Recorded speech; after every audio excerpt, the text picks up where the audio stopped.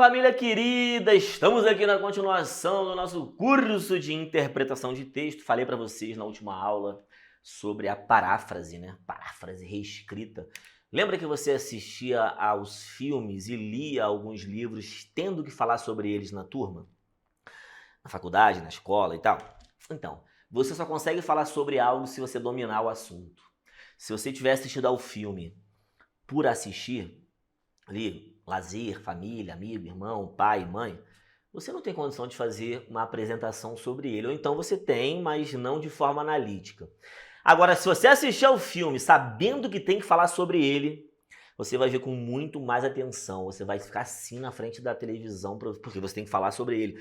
Você vai ler um livro com mais atenção se você tiver que falar sobre ele. Então saiba, você vai ler um texto na tela.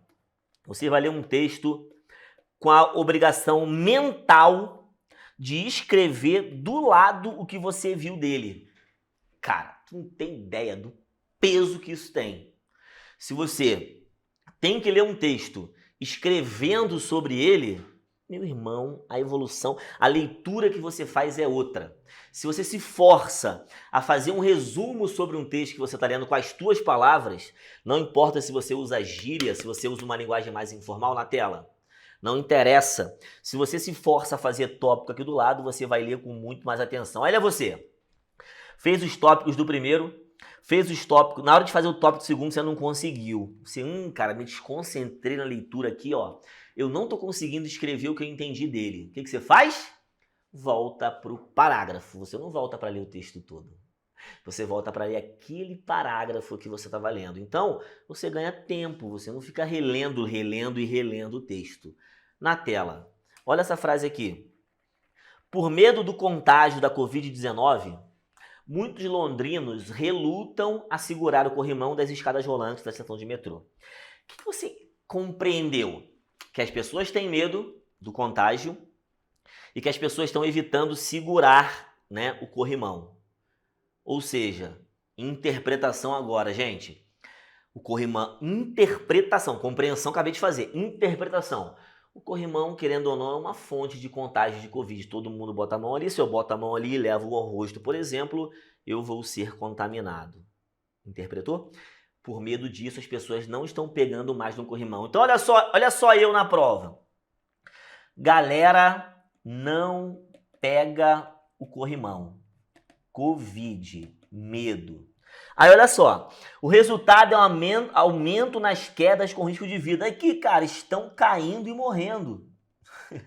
É isso, cara. Estão caindo e morrendo. Alertaram as autoridades de transporte público nessa sexta-feira. Se eu fosse reescrever esse texto, eu faria assim, ó. Rapaziada, tá cheio de medo de pegar Covid. Então o pessoal no metrô não mete a mão no corrimão. Resultado, estão caindo com chance de morrer. Eu reescrevi o texto, porque eu entendi tudo que tá ali. Detalhe, isso é um parágrafo, né? Isso é um texto. O texto tem mais informações, mas eu vou começar a fazer trecho por trecho, até você se acostumar com essa prática, até você ver muito essa prática e aplicar isso num texto inteiro. O dia, na tela, por favor. O dia em que uma questão 11 perguntar se as pessoas estão caindo com risco de morrer, e isso está preocupando a autoridade, tu sabe onde está. Se a banca pergunta assim, ó, as autoridades estão preocupadas porque as pessoas estão demonstrando medo excessivo da Covid. Isso não está no texto, não. O que preocupa a autoridade não é a pessoa com medo de pegar Covid. O que está preocupando as autoridades a ponto de elas emitirem um alerta é a galera tá caindo com risco de morrer. Risco de vida, cara. Tá vendo? O pessoal tá caindo e morrendo. Ou seja, o cara não morre de Covid, mas morre de queda. Bizarro, né? Então eu peguei todas as informações que estão aqui, reescrevi em tópicos. Galera, se eu reescrevi em tópicos é porque eu consegui compreender e interpretar. Mais um texto na tela. Olha isso aqui. Soldar e pintar automóveis. Realizar uma cirurgia delicada. Preparar pizzas ou simplesmente fazer companhia para pessoas solitárias. Ele botou aqui uma ação, soldar e pintar automóveis, realizar uma cirurgia delicada, preparar pizza e fazer companhia. Tarefas que há poucas décadas eram realizadas por seres humanos estão cada vez mais entregues a máquinas. Então aqui, ó, as máquinas As máquinas pegando funções que eram humanas. Estão cada vez que com a quarta revolução industrial, pô, se existe uma quarta revolução industrial, eu consigo inferir que já houve várias, mas a quarta revolução industrial é essa aqui, né? A questão das máquinas irem pegando atividades humanas. Na tela, com as máquinas se aperfeiçoando em ritmo acelerado e desempenhando funções só imaginadas em filme de ficção, ou seja, o filme de ficção já mostrava essas práticas. Um filme de ficção já imaginava um robô fazendo uma pizza, mas agora a gente está vendo isso na prática. Então, na tela, quarta revolução, filmes de ficção e, né, as máquinas fazendo tudo. Entendi tudo que está aqui. Quer ver uma questão de prova que caiu em cima desse texto? Hoje em dia as máquinas estão realizando, o texto mostra as atividades que as máquinas estão realizando, que eram atividades do dia a dia. Olha só para mim, o texto revela que as máquinas estão pegando as atividades do... Não, era assim, desculpa. Era assim, ó. O texto mostra as atividades que eram normais no dia a dia e as máquinas estão assumindo. O texto mostra ações que eram normais para os seres humanos no dia a dia e as máquinas estão assumindo. Você acha que isso é certo ou errado? Questão que eu estou propondo. Texto mostra ações normais para os homens no dia a dia e a máquina está pegando e fazendo. Cara, isso dá uma vontade de marcar certo, mas olha para a tela. Realizar cirurgia delicada não é normal no dia a dia, não é atividade rotineira de todo mundo, é uma atividade técnica. Soldar automóvel, imagina, todo mundo, o que você fez ontem? Eu soldei um automóvel ali, realizei uma cirurgia e fiz uma pizza. Não são atividades do dia a dia para todo mundo, ação que todo mundo pratica, são ações técnicas. Agora, fazer companhia para pessoa solitária, beleza. São atividades que qualquer um pode resolver. Então, se a banca falar que são atividades básicas do dia a dia, o item está errado. Tem nada de básico em fazer uma cirurgia delicada. Tem nada de básico em soldar um automóvel. Quantos automóveis você já soldou? Então, eu acabei de ver no texto atividades técnicas também. Então, se a banca botar que eram atividades básicas que todo mundo faz no dia a dia, esse item estaria errado. Beleza? Mais uma, olha só.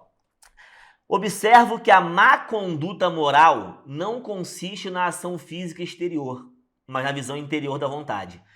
Irmão, se você for ler esse texto sem pensar, tu vai começar a ler daqui a pouco tu. Caraca, eu me perdi, sei nem onde eu tô mais. Onde que eu tô nesse texto? Olha só, olha só. Olha o que ele fala na tela. A má conduta moral tá no interior, está na vontade da pessoa. Ela não é a ação física exterior, não é a ação física. Então, olha só, a má conduta moral não é apenas o que ele faz, é a visão interior da vontade. Na tela, fora das leis da razão e da religião, ou seja, a razão e a religião impõem as leis, mas a má conduta moral está aqui, ó, no interno, no interior, na tela. Aí ele vem explicar, né? Isso é claro. Olha só que maneiro. Isso, né? Que eu te falei sobre reconhecer os elementos coesivos. Isso o quê? Essas informações que ele disse anteriormente. Já que matar um inimigo na batalha, olha só, matar um inimigo na batalha não é pecado. Matar o inimigo na batalha não é pecado. E nem dar pena de morte. Dar pena de morte. Qual é a ação exterior? Matar alguém. Eu fui lá e matei alguém do nada. Crime. Eu fui lá e matei matei um inimigo numa guerra. Não é crime. Não é pecado. Mas é a mesma ação física exterior. Você percebeu? Matar o inimigo numa batalha, a ação é a mesma que matar alguém no assalto. Só que um é pecado, crime, e o outro não. Ou seja, é a ação interior da vontade, não é a ação física externa que vai determinar a conduta moral. Dar a pena de morte a alguém é matar alguém, mas não é a mesma coisa que matar alguém porque furou a fila do banco na tua frente, você vai né? Na tela. No entanto, o ato exterior é o mesmo que um assassinato. Então, matar o inimigo na batalha é o mesmo que o assassinato. Só que é o mesmo que o assassinato na ação. Ou uma legítima defesa. Matei alguém em legítima defesa. Matei alguém. Só que foi legítima defesa. Então eu saio desse universo de pecado e crime, porque a lei diz que eu não cometi um crime, mas o ato foi o mesmo. Olha a leitura analítica que é refletir sobre o que você está lendo. Aí eu fiz os tópicos lá na tela. A má conduta moral interior, não a ação. Matar o inimigo na batalha não é pecado. Dar pena de morte não é pecado. Mas é o mesmo que fazer, que cometer um assassinato. Ou seja, nada desse texto passou batido aos meus olhos porque eu estou refletindo sobre o que eu estou lendo. Eu estou fazendo uma reflexão sobre o que eu estou lendo. Olha que interessante. Olha que coisa bacana. Então, essa técnica da paráfrase é importante para isso, né? Mais um, essa aqui é interessante. Um texto do Machado de Assis, ó. Assim como é boa economia guardar um pão para a velhice, assim também é de boa prática social acautelar um ofício para a hipótese de que outros falhem. Meu irmão, interpreta aí Machado. Não é mole não, mas vamos fazer. Ele fala que é boa economia guardar um pão para a velhice. Então olha só, na tela. Guardar para a velhice, guardar para o amanhã. Guardar um pão, ele pode estar falando de guardar dinheiro, né? Vamos interpretar assim, para o amanhã.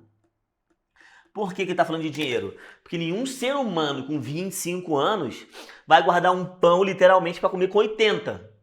Pô, vai estragar com 2 semanas, imagina com 60 anos, na tela. Ele fala de pão, mas é no sentido figurado. Minha mente está refletindo sobre o que ele está escrevendo. Também é de boa prática social, ó, acautelar um ofício para a hipótese de que outros falhem. O que é isso, cara? Cara, ofício é trabalho. Ofício é profissão. Então você vai deixar guardado um ofício, ou seja, uma profissão, para o caso de que outros falhem. O cara lá, ele, por exemplo, ele é engenheiro, né? E ele tem outra profissão. Se falha essa daqui, ele tem um plano B. Então, traduzindo, galera, plano B profissional. Eu consegui interpretar assim.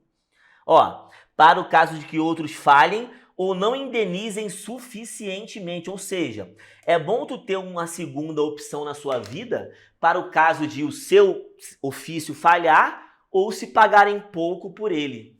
Machado falou. Texto todo diz o quê? É legal guardar dinheiro para a velhice, mas também é legal ter uma segunda opção profissional para o caso de a sua carreira falhar ou você está sendo mal remunerado. Entendi o texto todo. Entendeu a lógica da interpretação na tela? Aí mais uma aqui para a gente praticar e, obviamente, no nosso curso completo de interpretação de textos, de gramática, de tudo, você vai ver questão demais, você vai ver muitas questões, você vai praticar incessantemente tudo isso. A riqueza não deve ser dissipada, ou seja, gastar dinheiro. Mas é certo que a riqueza impõe obrigações imprescindíveis.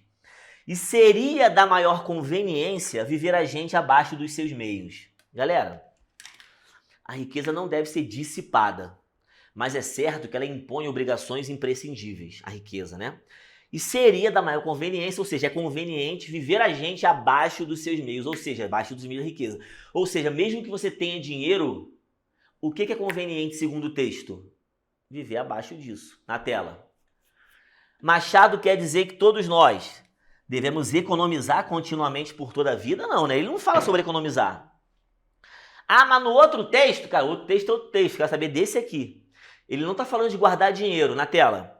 Pesquisar sobre preço antes de comprar? Antes das compras? Não.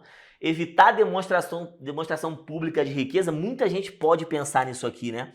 Viver abaixo dos seus meios é não mostrar riqueza. Então separa porque pode gerar uma dúvida. Na B, procurar meio de ganhar mais não e gastar menos do que ganhamos. Ou seja, entre A e C, qual que você marca? Comenta aqui embaixo. Entre A e C, qual que você marca?